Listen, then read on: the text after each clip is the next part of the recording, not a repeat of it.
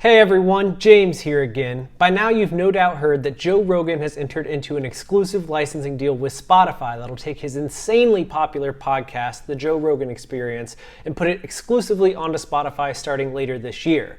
We're going to go over the details in a moment, but what I really want to talk about today is what this deal means for musicians. But first, let's cover the basics.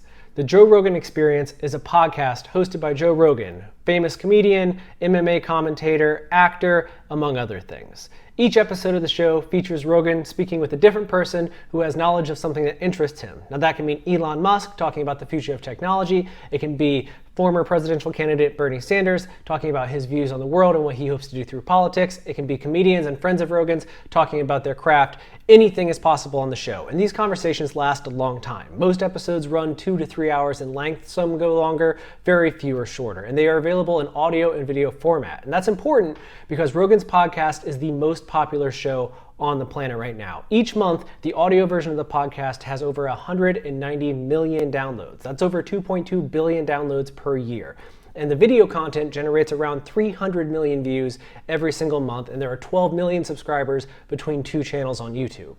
Starting this fall, all of Rogan's content is going to go exclusively to Spotify, meaning it won't be available on all the other podcast platforms, it won't be available on YouTube, and that is a huge deal because prior to now, he's been generating most of his revenue through advertisers on his show as well as through revenue on things like YouTube, and that's all going to come to an end. Though exact figures have not been given out, Rogan's deal with Spotify is rumored to be around $100 million. And that, to put into perspective, would be like an artist getting 28 billion streams on music through Spotify, which has obviously upset the music industry in a lot of ways. But I'm a firm believer that Rogan coming to Spotify is a good thing for musicians by and large. Obviously, it'd be nice if he shared that 100 million with a lot of you, but I still think that what has to happen as a result of Rogan's move and the audience that it will bring to the platform is going to be a good thing. Starting with the obvious thing, with the amount of people that listen to the Joe Rogan Experience, it is likely that they are all going to come to Spotify to continue listening, not to mention more people discovering his show. Rogan has had a number of musicians on his show over the year, and they're not usually these giant names. There's not Miley Cyrus or Justin Bieber going on the Joe Rogan Experience. It's people like Sturgill Simpson, who has already developed a huge following in the independent music scene, but who can benefit greatly from being on a show like the Joe Rogan Experience on the exact same platform where people can stream his music.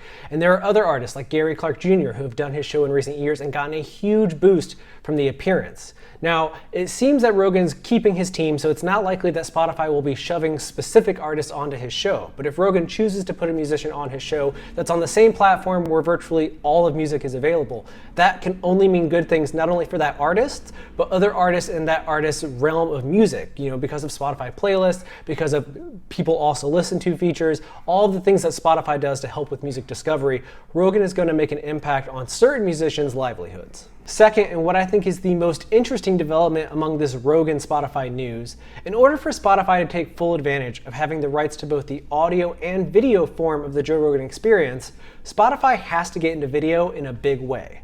Right now, Spotify isn't that involved with video. There's the looping clips that play with some songs, and they've done a little bit editorializing on certain playlists with artist interviews, but by and large, video has remained a non-essential component of Spotify. But that's all going to change this fall when the Joe Rogan Experience comes to Spotify, because there are hundreds of millions of people that prefer the video version of the podcast. So Spotify is going to have to update its service to, accommodate those people, both on mobile and on desktop. And when they do that, when they make it easy to watch a 3-hour interview on Spotify, there's no reason why they wouldn't extend that offering to musicians of all shapes and sizes. You should be able to add your videos exclusively to Spotify if you choose to, and there'll be some kind of revenue sharing in there as well. I mean, YouTube is notoriously the lowest paying platform when it comes to revenue sharing. So as long as Spotify keeps its rates even a little bit above what YouTube is paying, they will easily attract all musicians to upload and share their content through Spotify. And when that happens, the possibilities are fairly endless. Spotify could essentially become the next MTV, having video countdowns, video premieres, sharing new and emerging talent, all of that. They could also open the door to becoming a little bit of a journalism platform.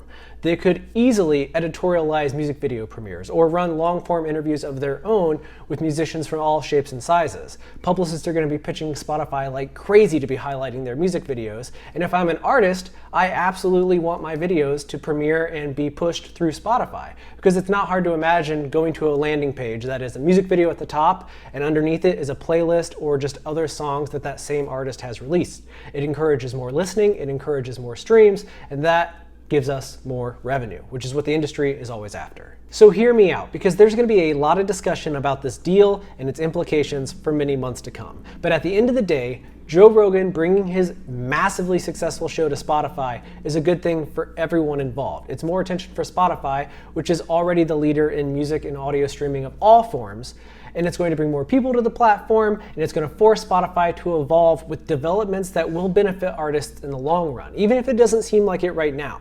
Because let's face it, music streaming isn't going anywhere. And while there will always be an argument for artists to be paid better, and I hope that they are in time, we are living in the streaming age, and that's not going to change anytime soon. So anything that happens that forces these platforms to develop new ways for artists to gain exposure and share the content that they create exclusively with fans in a manner that helps get them paid, I say that that's ultimately a good thing. I mean, Spotify didn't even allow artists to add a link to a tip jar until coronavirus hit. And Joe Rogan Experience is definitely not as bad as the coronavirus. In fact, the developments that come out of this will be far more numerous and in the long run help artists of all sizes far more. So don't get distracted or confused or upset about all this. I mean, good for Joe, happy for him, fan of the show, can't wait to see who he has on. But at the end of the day, this is good for you too. And if you still don't believe me, or if you have questions about music streaming or the industry in general, then you can find your answers right here on Music Biz. We create a ton of content every single week, and maybe one day you'll be able to see it on Spotify. But until then, click the subscribe button down below to ensure that you never miss another video. We create 3 to 5 clips every single week. We have a growing community, and we want you to be a part of it. And if you've already done that, then I give you my sincerest thanks, and I leave you with this. Take care of yourself, because you deserve it.